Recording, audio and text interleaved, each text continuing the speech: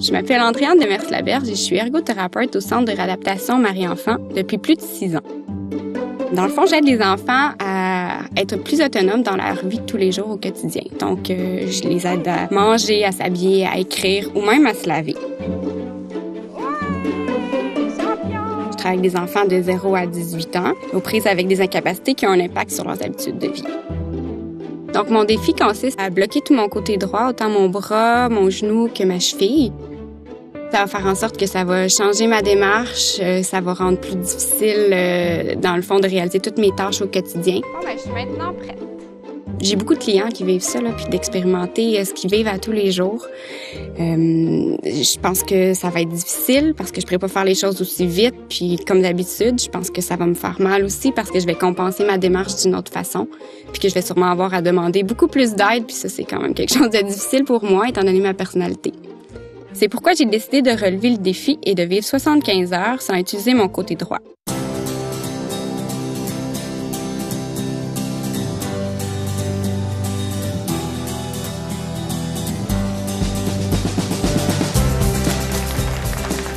Les gens sont ici parce qu'ils veulent nous soutenir, ils nous accueillent après notre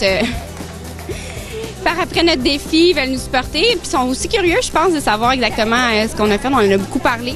Ma plus grande difficulté, ça a été vraiment de ralentir mon rythme parce que je suis quelqu'un qui aime bouger puis qui a un horaire occupationnel beaucoup trop chargé. Fait que c'est sûr que là, il a fallu que je me réajuste parce que chaque tâche de ma vie quotidienne me prenait à peu près 4 fois plus de temps. C'est sûr que aussi demander de l'aide, ça a été difficile. Puis finalement, en première journée, je vais tout faire moi-même. Puis après ça, c'était comme le contraire. Tu sais, j'étais capable de demander à mon copain de m'aider, comme m'attacher les cheveux, que j'étais pas capable de faire toute seule, les fermetures éclairs, couper mes tranches de pain parce que j'ai pas pensé à demander du pain tranché à l'épicerie. Des émotions, mon Dieu. Au début, c'est l'attrait de la nouveauté. J'étais toute excitée d'essayer tout ce que, dans le fond, on recommande au quotidien. Après ça, quand je suis rentrée dans ma deuxième fin de semaine, où j'ai fait la fin de semaine au complet, là, c'était comme plus la frustration des fois. Mettons, dans les endroits publics ou tout ça, je trouvais que je me faisais vraiment moins aider que j'aurais pensé. Des fois, j'étais vraiment mal prise, là. Puis ça arrivait quelques reprises que oui, puis c'était très spontané. Là, je dirais que à la fin, là, il y avait, comme j'étais tannée, j'avais vraiment hâte que ça finisse. C'est comme une fois qu'on a fait le tour de tout ce qu'on avait, c'est comme, bon, mais là, on a ça pour vrai, là, tu sais. Puis là, je me retrouvais comme devant rien. L'utilisation de certaines aides techniques, ça m'a quand même beaucoup aidé. Ça m'a permis justement de couper mes légumes ou de faire un repas, même à passer le balai, à m'habiller au complet. Ce qui m'a aidé aussi, c'est mon travail. C'est ça que je réalise. On enseigne beaucoup de choses à nos clients, puis c'est un peu ça que j'ai expérimenté puis que j'ai utilisé. Fait que c'est sûr que moi, tout mon processus d'analyse puis de réflexion, il était déjà fait. Fait que c'est pour ça que ça m'a permis d'autant plus d'être autonome. Fait que des fois, je me mets à la place de nos jeunes qui n'ont pas tout le processus aussi aiguisé que le mien, qu'il y a des choses que c'est vraiment parce que j'en fais tous les jours de ça que j'ai réussi à faire. Puis c'est doublement plus difficile pour eux. Puis c'est à ça que ça sert aussi toute la réadaptation, dans le fond, de les accompagner là-dedans. C'est sûr qu'on n'a pas l'ampleur de la situation. Eux autres, ils vivent ça au quotidien puis c'est permanent. Mais on a quand même pu toucher un petit peu à ce vécu affectif-là. Puis ça me permet de relativiser certaines choses, surtout mes attentes face à eux. Après tout ce qu'ils ont fait, juste de survivre à leur journée, ils n'en ont plus d'énergie. Puis c'est ça que j'ai compris. Puis moi, on dirait que pour moi, mon énergie, c'était une source inépuisable. Puis là, j'ai réalisé que non. Fait que dans le sens, ça va vraiment teinter ma pratique, je pense, quand même beaucoup.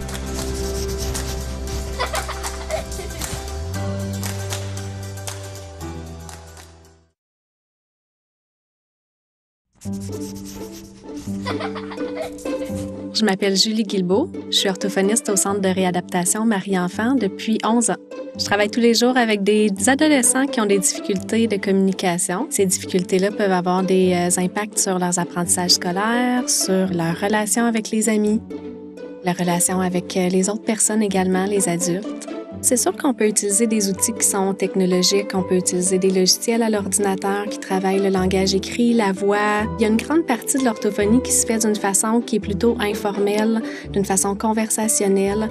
Avoir un problème de communication pour un jeune, puis c'est probablement la même chose pour un adulte, ça peut être très, très frustrant. C'est difficile d'aller de l'avant puis d'aller vers les autres quand on sent, par exemple, que notre parole n'est pas parfaite ou qu'on ne livre pas notre message comme on aimerait le livrer. La machine que je vais utiliser pendant mes 75 heures sans parler, ça ressemble à un mini clavier d'ordinateur. Et donc, je tape mon message, ensuite j'appuie sur une touche et il y a une sortie vocale qui livre le message à ma place. C'est pour ça que j'ai décidé de relever le défi et de vivre 75 heures sans parler.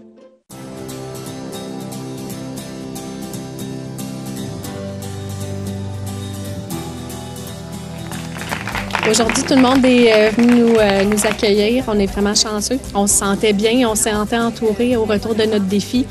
Les 75 heures ont fini. Puis moi, je reste avec la pensée qu'il y a certaines personnes pour qui le 75 heures ne finit pas.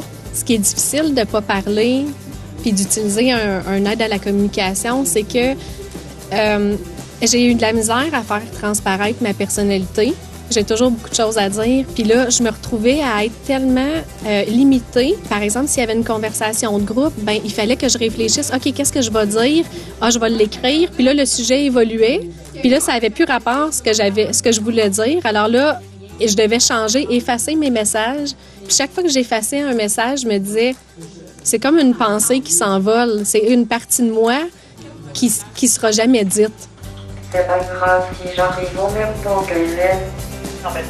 Des gens qui pouvaient passer outre les fautes de frappe, qui pouvaient passer outre la qualité du message vocal, c'est des gens qui m'aidaient beaucoup à faire en sorte que je pouvais véhiculer ma pensée.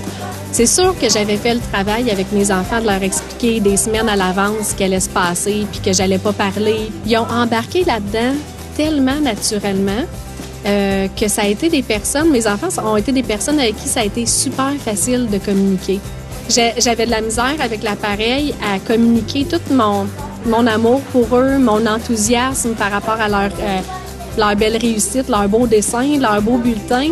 Fait que j'avais besoin peut-être de les toucher plus puis d'essayer de compenser ailleurs la froideur du message que j'essayais de passer. Le fait de ne pas parler, ça m'a vraiment fait traverser toute la gamme des émotions ou de l'expérience que j'ai vécue. Je l'ai vécue pour me mettre dans la peau de mes clients, pour essayer de me rapprocher le plus possible de ce qu'ils peuvent vivre dans le quotidien puis de ce qu'ils peuvent ressentir. Donc, je pense que j'ai touché à ça.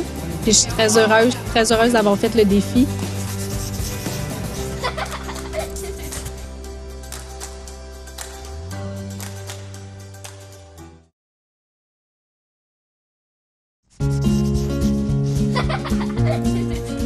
Bonjour, je suis Nathalie Trudel. Je suis chef de programme au Centre de réadaptation Marie-Enfant et anciennement physiothérapeute.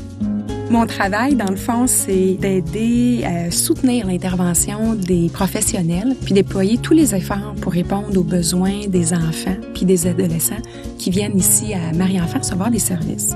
Et puis le travail des physiothérapeutes dans l'équipe interdisciplinaire, c'est vraiment d'évaluer les déficiences des jeunes, surtout au plan moteur, c'est-à-dire tous les systèmes neurologiques, musculo-squelettiques. Et puis ils vont aussi évaluer toutes leurs capacités pour les amener à une fonction le plus maximale possible. Donc, exemple, ils vont évaluer la force, la coordination, ses déplacements, son équilibre et aussi les capacités réelles du jeune pour l'amener à un niveau fonctionnel vraiment optimal. Dans le fond, moi, ce qui m'impressionne le plus chez les jeunes, c'est vraiment leur capacité de donner le meilleur d'eux-mêmes. Ils se dépassent, ils donnent leur maximum. Donc, c'est dans cette perspective-là que j'ai choisi de relever le défi de vivre 75 heures sans marcher.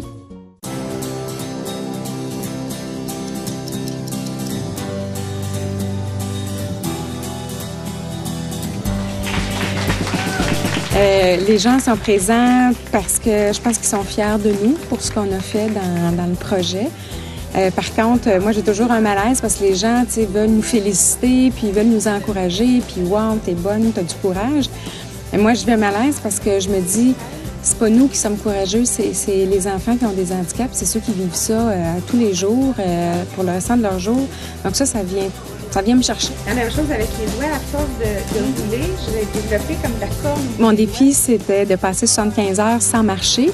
Mais c'est pas juste sans marcher, dans le fond, c'est sans utiliser mes jambes pendant tout ce temps-là. Chose que j'ai trouvé difficile. Dans le quotidien, c'est vraiment les petites choses du quotidien dans mes habitudes de vie, là, aller à la toilette, ça prend un temps fou. Aller au bain, c'était vraiment difficile aussi. J'avais besoin de toute ma force, ça m'épuisait. Ce qui me demandait beaucoup d'énergie aussi, c'est les escaliers. À l'intérieur, il fallait que je monte les escaliers sur mes fesses, là, avec l'aide de mes mains. Par le fait que je suis en fauteuil, là, je me retrouve au niveau du nombril de tout le monde. Alors, c'est plus le même regard, la même approche. Je regarde plus les gens dans les yeux. J'ai l'impression d'être à hauteur de taille de tout le monde. Puis j'avais comme l'impression qu'ils voyaient juste mon fauteuil. C'était plus moi, Nathalie. C'était juste le fauteuil qui regardait. Ça aussi, ça me créait un malaise. Je me sentais fatiguée. Je me sentais plus émotive, puis je me sentais dépendante. Donc ça, fallait que j'apprenne à dealer avec ça. Les gens qui nous aiment, c'est vraiment extrêmement précieux. Pendant mon défi, j'ai beaucoup pensé à Imen, que je considère comme ma marraine, la jeune que j'ai rencontrée. Elle avait toujours le sourire. Donc, je me suis dit, Nathalie, il ne faut pas que tu lâches, puis continue avec le sourire, parce que elle a toujours le sourire malgré son handicap. Donc ça m'a aidée un peu, beaucoup.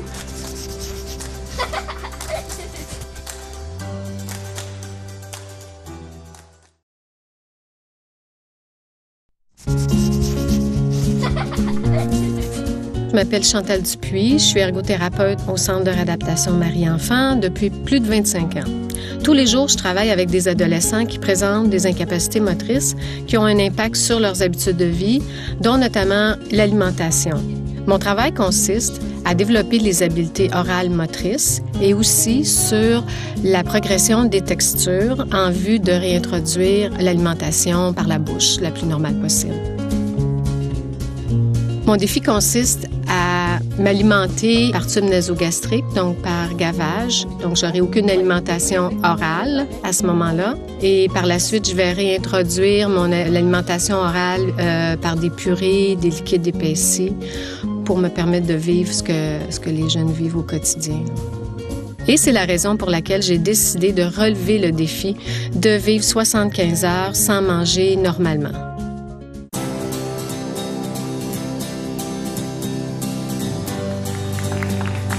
Bien, les gens sont présents pour nous encourager, nous supporter. Je pense nous féliciter aussi d'avoir relevé notre défi. Bien, c'est sûr que j'ai été vite dans l'émotion en fait de départ plus physique, là. Le tube, c'était intrusif, je m'attendais à ça, mais que l'inconfort perdure, ça a été comme un peu un choc pour moi là, dans les premiers temps. Puis rapidement, j'ai été tout de suite un peu... mon humeur a tout de suite été affectée. Dès la première journée, le lendemain, là, je me sentais plus comme déprimée, pas motivée. Tu sais, dans le fond, je mangeais pas, j'avais pas eu aller m'installer. C'est drôle parce qu'on dit à nos jeunes de vraiment vivre les repas parce que ça marque les temps dans la journée. Puis en fait, c'est que moi, je trouvais ça difficile. J'ai eu plus tendance à me retirer puis à aller faire autre chose pendant ce temps-là. Puis j'ai pris conscience aussi qu'il y a plein d'annonces de bouffe à télé, il y en a des revues, il y en a partout. Fait que finalement, ça devient vraiment une pensée envahissante. C'est quelque chose qui est toujours là, ça devient obsessif, là. Je pense qu'avec le recul, je vais garder vraiment une sensibilité à leur situation. Puis peut-être aller vers les compensations. Moi, j'ai pas eu de temps. Je l'ai fait un peu là dans mon petit parcours là, mais vraiment d'aller chercher des compensations, du plaisir ailleurs, parce que c'est ancré depuis qu'on est petit que le plaisir passe souvent par la bouche, par les aliments. Donc, c'est comme, je me dis, peut-être d'aller compenser, justement, de ne pas insister qu'ils soient à la table avec les autres, tu sais, de vraiment... en tout cas, je pense que je vais revivre les émotions, puis je vais mieux être à l'écoute. Je pense que c'est vraiment ça.